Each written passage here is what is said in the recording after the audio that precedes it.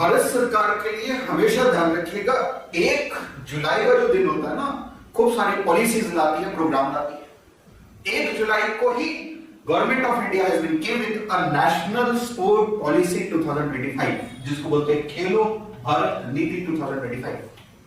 1 जुलाई को, ठीक 1 जुलाई 2015 को आया था डिजिटल इंडिया पॉलिसी। अभी हो चुके हैं कुछ 10 साल। हम बातचीत करेंगे अभी, उसको बोलते हैं खेलो इंडिया, खेलो भारत नीति। पहले बैकग्राउंड के पर चर्चा करते हैं, बहुत अच्छे से समझिएगा। पहली जो पॉलिसी आई थी वो आया था 1984 में। दूसरी पॉलिसी आई है 2001 में, जो अभी चल रही थी।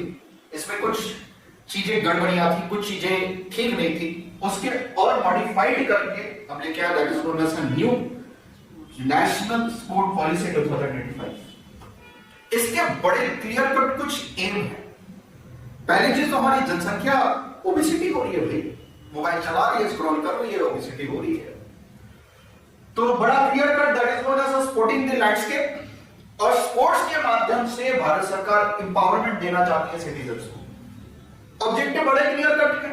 नेशनल स्पोर्ट पॉलिसी 2025, पहली चीज, भारत को हम स्टैब्लिश करना चाहते हैं 5th ग्लोबल स्पोर्ट्स। भैया हमारा भी पोजीशन 5वां रहे हैं स्पोर्ट्स में, 5 टॉप कंट्री में रहे हैं।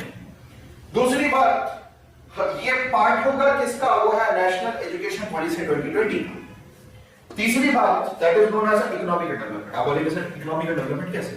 For an example, Ludhiana sports के डेज में एक पूरा आपको जगह मिलेगा जहां पे बैंड होंगे, बैंड सेटअप होंगे, तो इकोनॉमिक डेवलपमेंट होगा। इकोनॉमिक डेवलपमेंट होगा, स्वाभाविक सी बात है, सोशल डेवलपमेंट ऑटोमेटिकली होती है। This is the main objectives.